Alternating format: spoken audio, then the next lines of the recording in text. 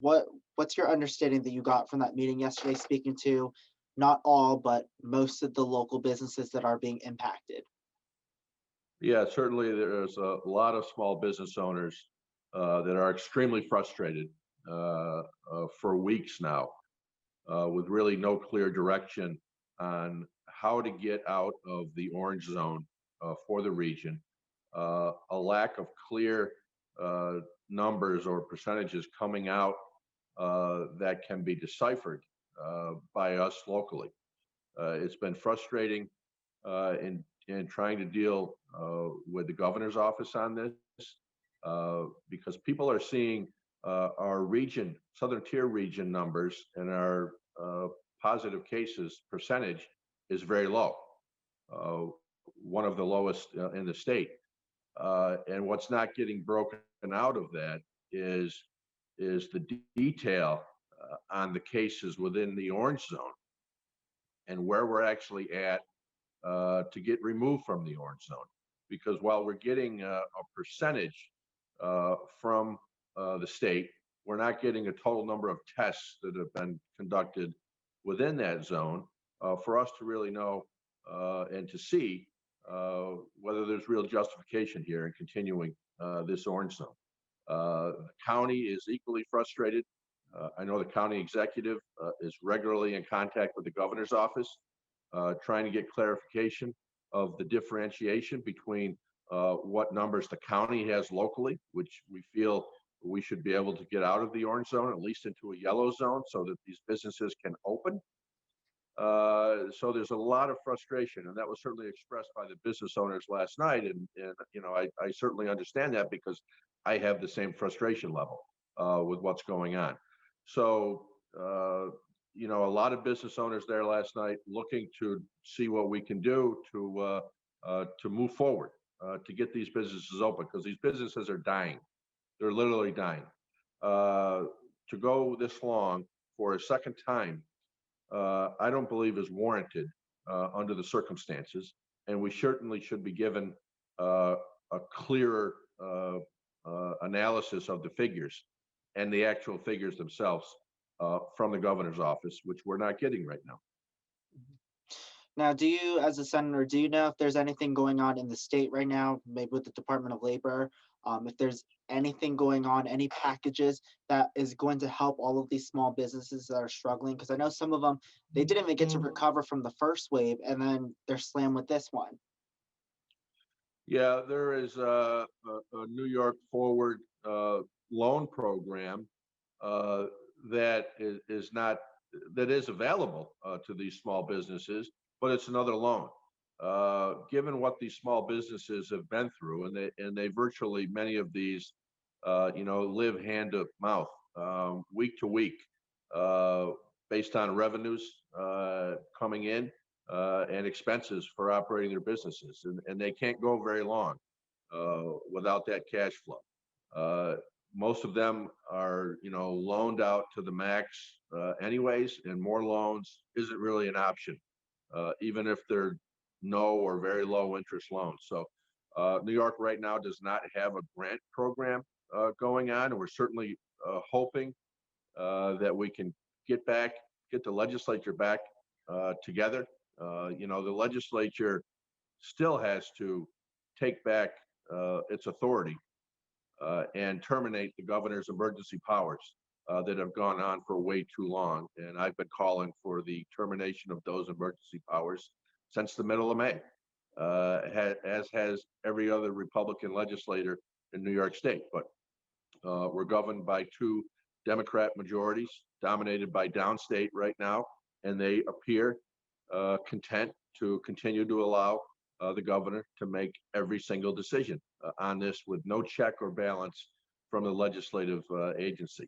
Certainly, we're hopeful, and I'm working with Congressman Reed consistently on hope for a federal package coming. Certainly the election and now the change that's going to happen in Washington has thrown a big wrench in the progress on that. It's time that the federal government act and provide some direct relief for these small businesses as we saw with the initial PPP loans that were out there that were forgivable as long as the businesses stayed in operation and kept their employees. We need something like that for this second wave that's going on right now. But we need to understand at the same time, New York State, we don't print money in New York State, so we have to balance our budget, and without some relief, uh, or borrowing more money in New York State, which we're borrowed to the hilt already, it's going to be very difficult for the state to come up with a grant program. It's just as difficult, though, for the federal government with the national debt and the recurring deficits from year to year. Uh, they're virtually having to print money for any of these programs that they come up with as well. The best remedy for this situation is to allow our businesses to reopen, to operate the way they want to be the entrepreneurs that they are. They're living the American dream of owning their own small business, which has certainly turned into a nightmare for them now, uh, with the government having a heavy hand in saying they must be closed. It's extremely frustrating for these businesses. So, I've encouraged them last night in the meeting, which was a productive meeting, I thought, for an initial meeting, uh, to try to start to build public opinion uh, for this reopening.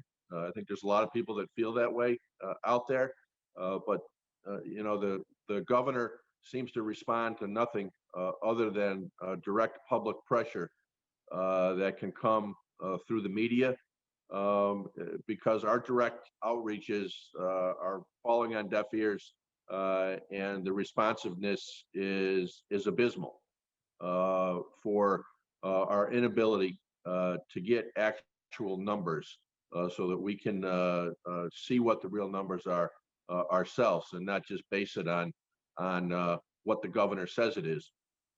Because I can tell you that amongst most of us in the state legislature, the governor's credibility is zero. It doesn't exist. So him saying so doesn't leave us any warm feeling that we're getting accurate information. Mhm. Now, for all those businesses that are still out there fighting, that have not shut their doors yet, what do you have to say to them if they are concerned that within the next couple of days they're going to be next having to close? Well, I'm hoping that's not going to happen. We have to continue to hope that's not going to happen. Um, our numbers have definitely been improving, and pretty stable region wide in the southern tier region. We were able to see this Steuben County move out of the yellow zone just a week or so ago, and we're crossing our fingers and hoping we're going to be able to get out of this orange zone before there's some greater statewide shutdown, so that these businesses can get back on their feet. All right, sounds good. And then is there anything else that you want to add, Senator, that we didn't touch on yet? No, I think it's. I would just add that it's encouraging to see the small business community and their engagement on this, and trying to work in a productive and coordinated manner to work on building a grassroots effort to help themselves get back into business. And I'm here with them every step of the way to help them move forward and to get our businesses back open and get people back to work. That's the most important thing.